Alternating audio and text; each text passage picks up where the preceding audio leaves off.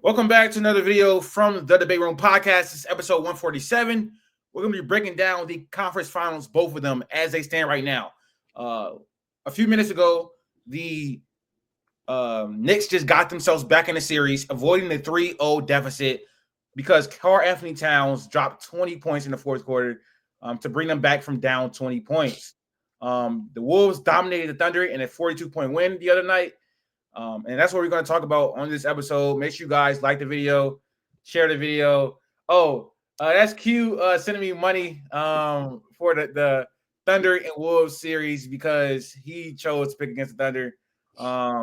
Hey, keep in mind, like no one's like freaking out. Like it is 2-1. Like it is still very much a series, except for, I guess, Q and Latif do not believe it's a series anymore. So I don't necessarily know that it's not a series. I'm very confident in the Thunder winning because historically, it's very hard to come back from down 2-0. You can't just spot a team two games. But we'll get to that when we talk about the Wolves and Thunder. First, we're going to talk about the Knicks and Pacers game 3. Before we get into it, make sure you guys subscribe to the channel, like the video, share the video, and follow us on our social media platforms up at the top of the screen. We would greatly appreciate that. Let's get into it, though. Cat. He faced all this slander after game 2 when he was terrible on offense. He was terrible on defense. Through the first half of this game, he was terrible on offense. He was terrible on defense. The whole time I was talking about him, I was slandering him. Rightfully so, though. He wasn't playing well. Not slandering him, but critiquing him. Rightfully so. I was asking, how are the Knicks going to get out of this contract? Can they trade Cat? And he showed up, silenced all the doubters, at least for tonight. And dropped, I believe, what was it, 20 points in that second half? It might have been 20 points in that fourth quarter. Miles Turner got in foul trouble, and he had Tony Bradley out there guarding him, and he took a full advantage of it. Was driving to the rim, playing really, really aggressive. He finished the night with 24 points. Yeah, he had 4 points in the first half. So rightfully so, he was getting a lot of criticism, but finished with 24 and 15. Let me see when he dropped the bulk of his points. I think it was in that fourth quarter. Okay, yeah, he dropped 20 points in the fourth quarter with 8 rebounds. So going into that fourth quarter, he had 4 points and 7 rebounds. So he really stepped up for the Knicks, and they came back and won this game. What are you guys' thoughts on how the series is going? What are the Knicks' chances in the series now that they're only trailing 2-1? And why did the Pacers blow that 20-point lead? I'll start off with you. As far as their chances, I think I say they got like a 40% chance. Nah, that's too close to 50-50. I say like 30. I say like 35% chance.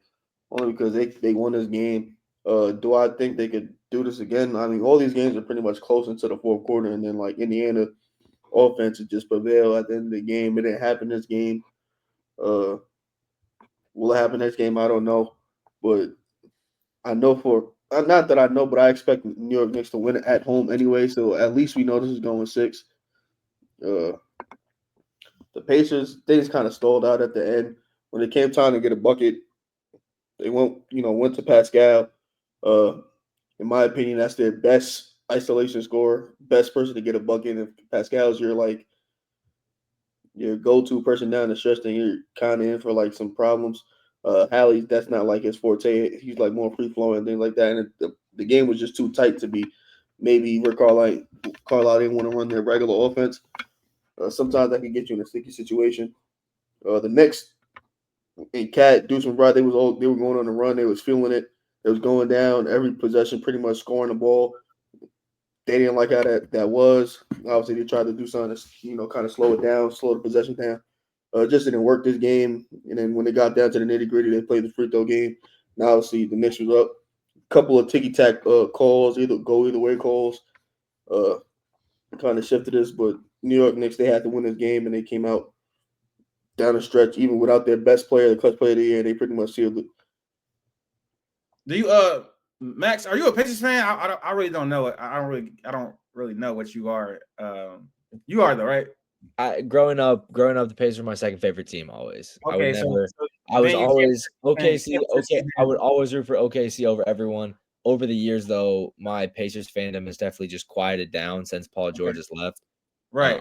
But I still I'll root for them to win. I would like them to win this series. You consider yourself a Pacers fan, right? Not necessarily. I like watching Pacers basketball, I'd say. What do you feel about their chance? Well, obviously you think they win a series, but why? What went wrong in this 20-point collapse? Is that what I should say? Collapse. Reggie kept. If you guys are listening to the broadcast, Reggie kept saying how much he loved how the Knicks ended that second quarter and how badly he thought the Pacers ended that second quarter. And I think at the time it kind of looked like, okay, Reggie's trying to be nice for both sides, but just, you know what I mean? He's obviously a Pacers fan trying to be nice in New York, they get a couple points back. But I mean, I think that was pretty true. The shot diet, the personality, the whatever of that team was just not there. They were kind of giving up. It felt like the physicality, the hustle was out, and they felt like they got too comfortable. I just think down the stretch, their offense was just simply just not clicking. The best offense, or one of the best offenses the entire regular season throughout the playoffs, just looked to not be able to get shots. You had a couple shot clock violations, and even when they weren't violations, they were still dwindling down. You had Miles Turner jacking a three. You had just Tyrese Halliburton bricked one off the left side. I think in that fourth quarter, it was just a whole bunch of just unnecessary shots. And on the defense side of the ball, Deuce McBride came in, spark plug. Landry Shamet, DeLon Wright were playing good minutes for your bench. But that fourth quarter was Cat. And the worst part about Cat was just scoring any and everywhere. He was attacking the paint. He was stepping out from three. He was getting fouled and going to the line. And it really seemed like they didn't have an answer anywhere. They couldn't defend the perimeter. They couldn't defend down low. It just seemed like at that point in time, their defense, their team was just so shocked that the Knicks came back that they couldn't do anything about it. So I agree with what we were talking about beforehand. The Pascal Siakam, I like Pascal Siakam a lot. I think that his little post move, his little whatever, for some of those shots, it's butter. Off the backboard, it's an easy bucket. But I think in that moment, you got to get Tyrese Halliburton the ball. I think he showed you a couple times in the past two series that he's the go-to guy down the stretch, and you need to get him the basketball.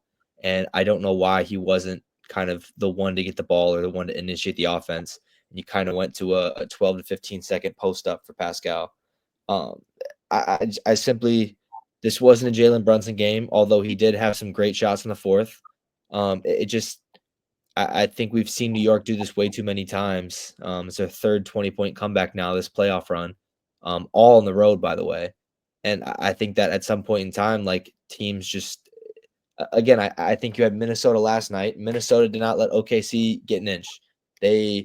OKC, when they were fighting back to start the third quarter, Minnesota came back stronger and extended it to 35 even quicker. So I think teams need to stop getting comfortable with these leads because, again, the teams left all can go on insane stretches on the offensive side of the ball and have shown that. Indiana's done it themselves. New York's done it themselves. Minnesota's got a 40-point win. Same with OKC. They've had their big wins. All these offenses are extremely potent and can kill teams.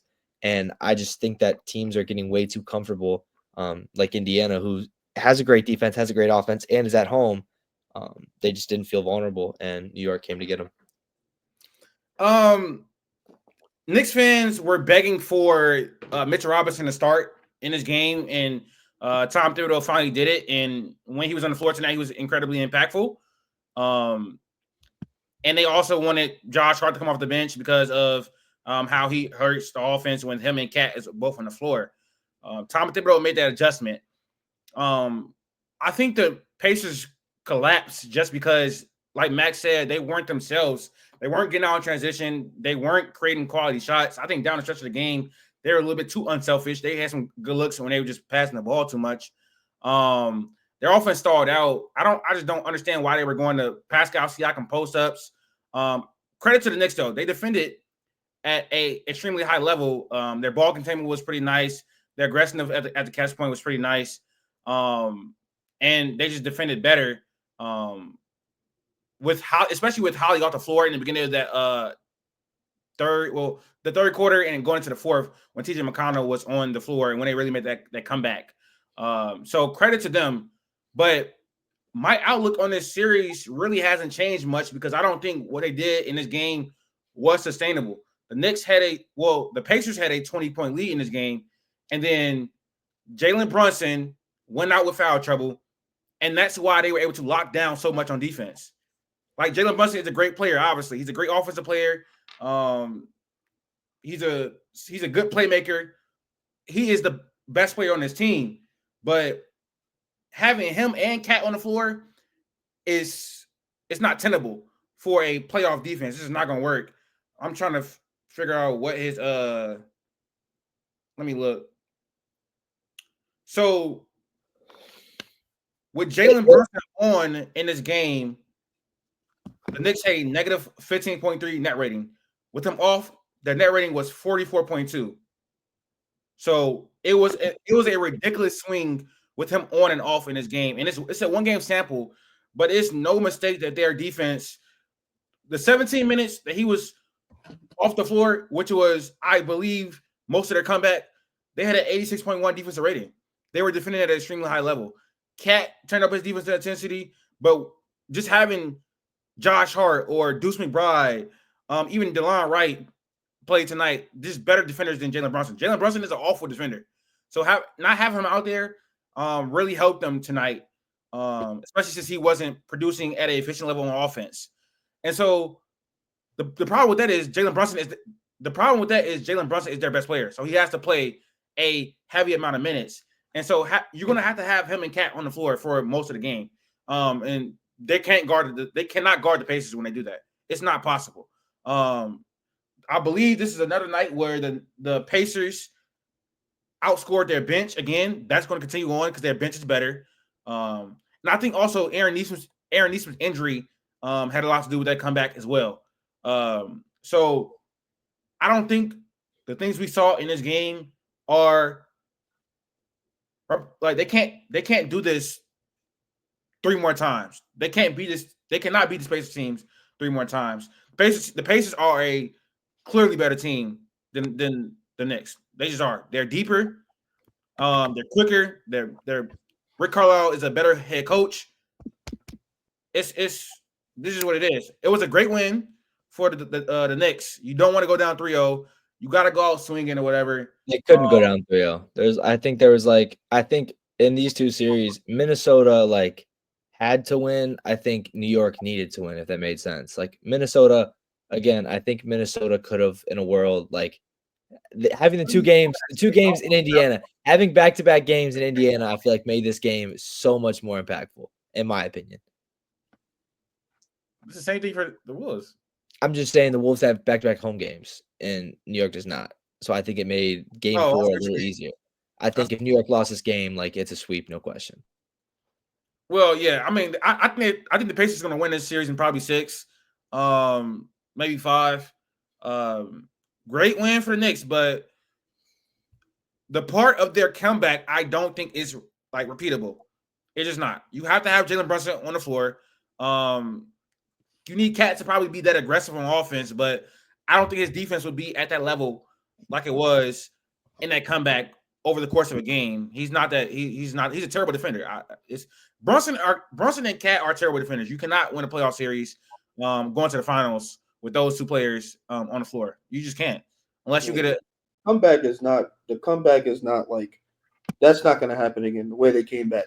Yes. But on the other side, there was no point where Indiana fully dominated the game where they were up 20 like that and it looked bad through the first 2 games. So both those things we never seen happen. In game 1 and game 2, it pretty much was a close game throughout until the final 2 minutes of the game. I'm fine with if you give me 7 games of Knicks Indiana where it's 95-97 going in 2 minutes left of the game. I'm fine with that being what it is, other than they just get out and get blown up by 20. I don't think that's just they're ever gonna be down 20, 25 points ever again, in the series, at any point in time. I won't rule that out. Them being down 20. I've seen how the Pacers responded in that game 4 against Cleveland. They're really tough to beat at home. Their shooters usually perform better. And the thing about them being up 20 in this game is that they weren't hitting that many shots. I think they were shooting 23% from 3 while they were up 20. They were doing it with their bench points. They were doing it in transition. They were doing it with points off turnovers. Both teams showed well in the first quarter and a half. Yeah, so they were up 20 when they weren't even hitting the shots like they have this playoffs. They were just doing it off of points off turnovers, transition points, bench points, all that type of stuff. So this is realistically like a outlier shooting game for the Pacers, which you gotta give credit to the Knicks. They played better defense down the stretch of this game, but I think I think both teams, you can argue, will shoot better in this. In the first two games, both offenses played well. The margin for me is the bench. The Pacers have the better bench, and they've been dominating the bench points in this series, which is why I'm so confident in them winning the series still. Yeah, so that's really pretty much it. But great win for the Knicks. People were talking about they got to move off. I still think they had to move off Hart, whatever, regardless. But people were talking like the season ended, me included, before the season ended tonight. So shout out to them for bouncing back. That was an incredibly hard fought and tough win. Karl-Anthony Towns stepped up in the biggest moment of the season. And he's been getting ridiculed for the last 48 hours. So shout out to him. On the other hand, the Wolves just completely dominated the Thunder in Game 3 of the Western Conference Finals. I did not watch a single second of that second half. I knew it was. I'm not gonna lie. I made a tweet. It was like the first quarter. I'm like, this game is over. I knew how they came out. I knew the game was over. You could really tell they were down 15. I'm like, yeah, this is over. The Wolves were being much more aggressive at the catch point. They were playing they were gapping more on Shea. Rudy Gobert had his best game of the series. Anthony Edwards dissected his defense. He was able to get to his spots, knock down threes, move off the ball as well, get to the rim. So get out in transition. And he also, his defensive playmaking was great in this game too. Anthony Edwards through the last two games has been really good for the Timberwolves. But yeah, after the start to this game, I think the Thunder did not come out aggressive. They came out really passive, and it bit them. They started off. I think they scored the first four points of the game, and after that, the Timberwolves just pretty much dominated. Max, Thunder dropped the ball in Game 3, had a chance to really put their foot on the Wolves' necks, and Mark Daigneault and Shai Gilgeous-Alexander, they didn't rise to the occasion. So, what's your thoughts after Game 3 of the Western Conference Finals? How are you feeling right now? What's up? Huh? Shai Gilgeous-Alexander. That's what we doing. We calling him by his name now. Oh yeah, I mean, we saying his whole name. That performance. I'm not, as an SGA fan, a really big SGA fan. That was probably the most pathetic performance I've seen him play in any game this season. It was really pathetic. His processing was super slow. He just didn't seem to care. They threw shit at him, and he just seemed to I don't know. Yeah, it wasn't aggressive. I don't know what that was. He need to fix it quickly. But Max, what are your thoughts after that debacle in Game 3? Look, I'm known to be overreactionary for sure, so I can't lie and say this doesn't scare me a little bit. This definitely does scare me.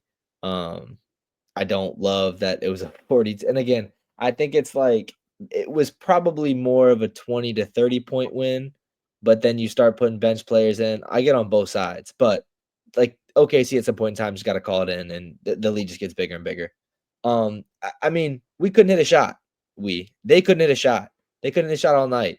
I believe they shot 27% from the field. Is that true? Who? OKC shot 27% from the field, I think. In this game? Yes. I would be shocked that it was that low. The first half. 40% from the field. My fault. Yes, 40%. And Minnesota was almost shooting 58%, 58%. But they were shooting 50% from three. Again, I just feel like everything that could have gone wrong, that game went wrong. Yes. Again, I think this is a situation where OKC almost got too comfortable. Minnesota was playing for their lives, and it looked like it. They were more aggressive. They won anymore? The Timberwolves won more than the Timberwolves won. You can see it on the stupid ass Anthony Edwards steal for the dunk. I'm just saying, I don't know. I think that's hopefully this is like the biggest learning moment of the playoffs so far. How OKC played in Game 7 versus Denver, I think they learned a lot. And I think coming off of this, if they can get a hard-fought win in Minnesota, this is an opportunity to really learn from your worst loss of the season at the biggest moment of the season and push forward. So I think obviously everybody's got to be better. There's really no way to cut it. Like the shooting's got to be better. The defense got to be better. The intensity's got to be better. Shea, Chet, J-Dub, everybody's got to be better. It's just going to be up to Mark now too on some of these switches. OKC, Minnesota found a way to stop Shea on get a little more physical, stop Shea on these finally after 2 games. It's just going to be what Mark does to switch it up. So I think we've talked about it a little more. I think Adelman's adjustments have been a little more impressive, and they were able to deal with those. So I'm curious to see what else Chris Finch has, but I trust Dagnall. I trust his team to bounce back, and I feel good going into Game 4. And I say that even if they lose Game 4, I feel good the rest of the playoffs. So, Q, you made a 50-yard bet with me in the start of the series. The Wolves won by 42, and still decided to pay the $25 early instead of paying $50. So money. I know. Walk me through the process, because if a team I was betting for won by 42, I might think about staying with that bet. I don't know. So walk me through your process. And that's why like everybody can't play the gambling game and things like that and make you try to throw the house on them like, oh, let's double it up. No. Listen, you were down 2-0, going back home, you lose the one more game, 3 in a row, you're done for the playoffs. That's pretty much season over. You get back home, season on the line, your home crowd, your role players, notoriously role players play better at home. Showed obviously in this game that is true. They attacked at the ball at the off rep. They were more physical. Refs let a little bit of things go. They beat up. They try to get a lot of live ball turnovers. Crowd hype, everything going. This get disruptive, and it was just out on the break. And then everybody shot well. You got Jaden McDaniels doing pull up threes and things like that. Like everybody just shot great. Do I think they're gonna shoot that well again next game? Maybe, because they're at home. If they say it's like OKC won their 2 games at home, okay, that's whatever. You kind of expect that. Minnesota, if they win their 2 games at home, it's pretty much 0-0. It's best out of 3. And if it's best out of 3, you're probably going to go with OKC anyway, because they get the 2 games at home. There's nothing really happened. There was some different defensive coverages. Chris Finch did not allow Jaden McDaniels just to get killed by himself. I think that's the mistake he made in the first 2 games, really all season. He was just letting Jaden McDaniels get killed by SGA. He didn't really allow that to happen. Game 3. Can that be sustainable for a game? Maybe 2, but if Mark Dagnall is a good coach, how most people think he's a good coach, they'll make some adjustments around that, get the ball out of Shea's hands quicker, do things like that, maybe come over the ball, whatever it may be, just to so he doesn't get attacked. I think those things might happen. I wouldn't be scared if I'm OKC if Minnesota wins another home game, because I still got 2 games at home anyway. I don't think there's enough time to, rationally just change things up and try to win the series. It's just too late. You already gave him a 2-0 series lead. I don't want this mentality though, where it's like, oh, we don't need Game 4. Game 4. No. I'm not saying you're saying that. I'm just saying that whole it's a 3-game series, because I'm saying the same thing. But that's what I'm saying. They can't get comfortable where it's like, oh, we got 2 more games at home. No, take advantage if you can get to advantage. If they lose Game 4, but they lose Game 4, 118 to 110 or something like that. You feel fine. If they get blown out again by 20 plus points, then we start talking. Then we start talking about things we might be really looking at what's going on. But if it's a close loss Game 4 at Minnesota, it's okay, we got him. He was just at home. As soon as we get back home, we're gonna dust them by 20. That's how I'll be feeling. That's the best outcome other than an outright win. I think that Chris Finch really sabotaged this series. Now, I don't think it's completely over, but He waited until they were down 2-0 to make any type of defensive adjustment on Shea and the Thunder. I don't know how he watched 5 minutes of the Memphis or Denver series and didn't realize you have to load up on Shea, send heavy gap pressure, and make the Thunder knock down shots. And that's the formula to beating this team. But with the personnel. Yeah. His team has better defensive personnel than the Nuggets, and they can execute this scheme better than they did because they have an all-time great rim protector at the rim and better athletes. But he waited until game 3 to do that, and that might be their downfall in this series. Now, I think that scheme can be still very, very effective against the Thunder. That's why I had the series going to games. That's why I had the series going to game 7. But it only takes 1 or 2 games of the Thunder executing better offense and knocking down shots like they did in a few of those games against Denver for them to win a series. He may have made that adjustment too late. Now, after game 2, I was much more confident in the Thunder winning the series because they won its first 2 games by 20. I don't really think it's that they lost by 42 in game 3. I have paused now because Finch has finally employed the defensive scheme to an extent that I thought he would in the first couple games.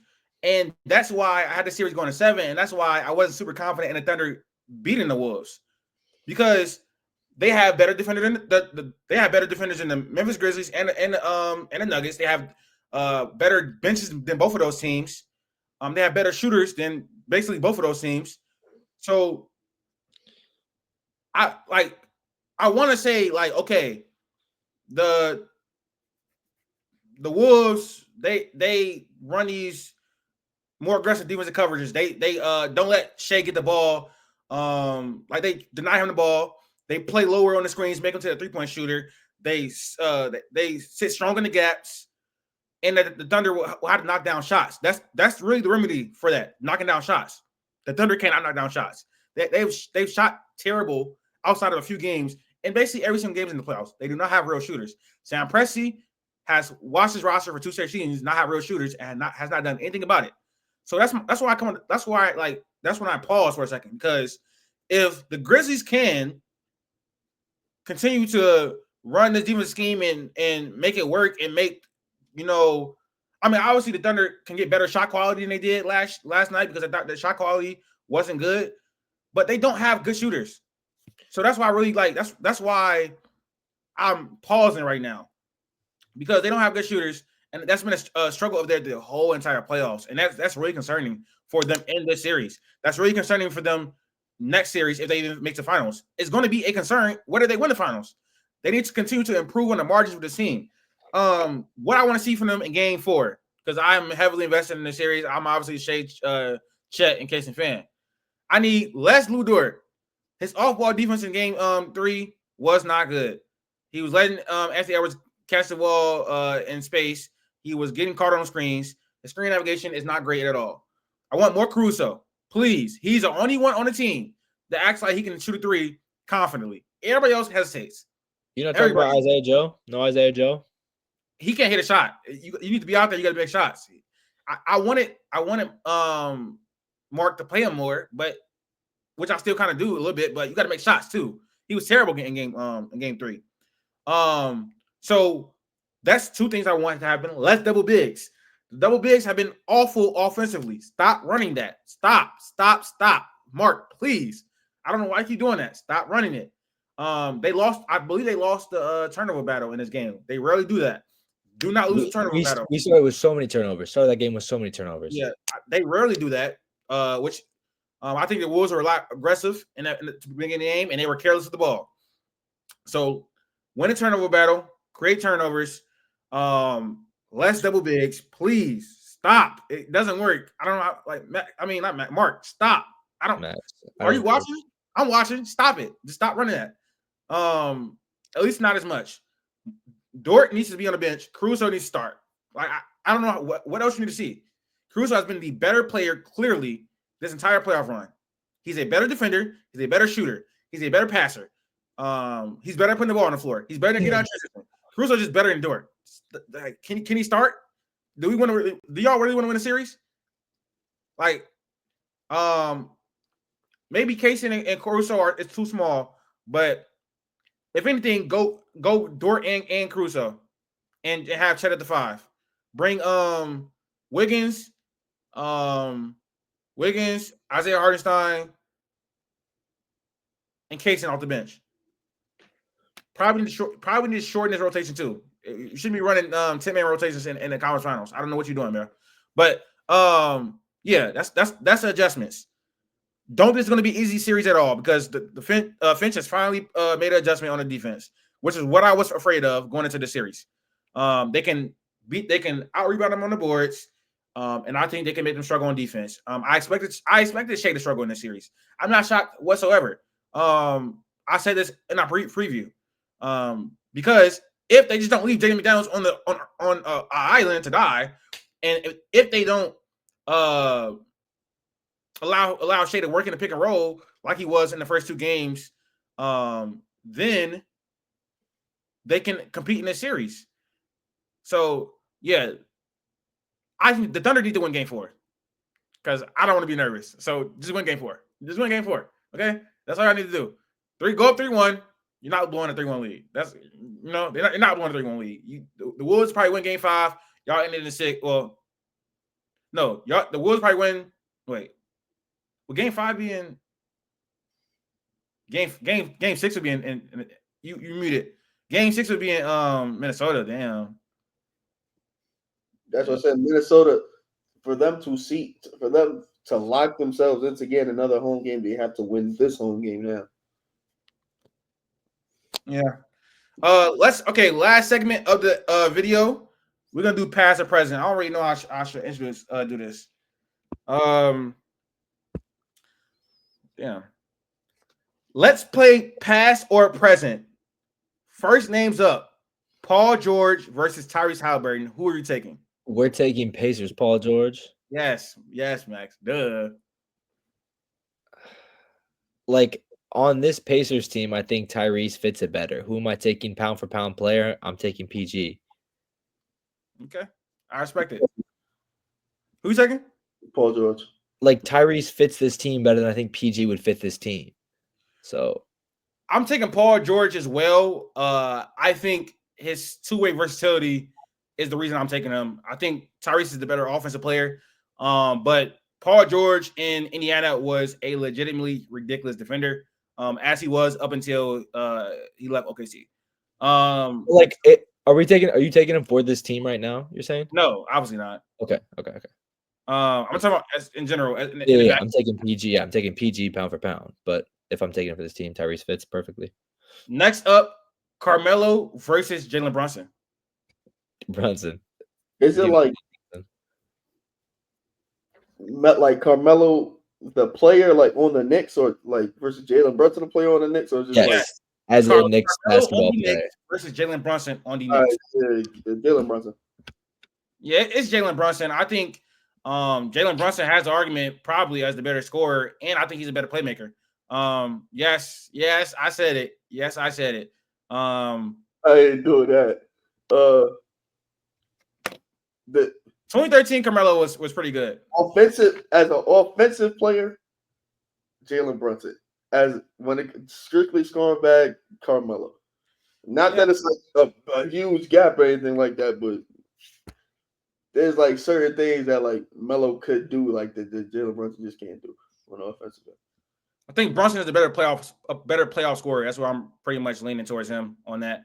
Yeah. So yeah, but I think it's Jalen Brunson clearly when you factor in the playmaking because he actually passes the ball. Next up is Kevin Durant in OKC versus SGA in OKC.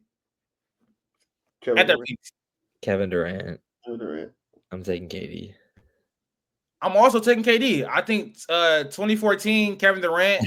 I don't think SGA has reached that peak yet. KD in 2014 was historic levels of efficiency for that time. Ridiculous MVP season. I don't think it translated as well to the playoffs from my memory. Because Russ was out. It was the year Russ was out. There was a Tony Allen from 2013 to 2016, like regardless, like it stands the 3-1 debacle, getting caught down 3-1, whatever. But between them, like the Russ was out, and then the next year KD was out, and then Ibaka was out. It was like it was too many injuries. Like the team was just over. Like you feel me? But at the rim, 3-point line, mid range, triple double every other night.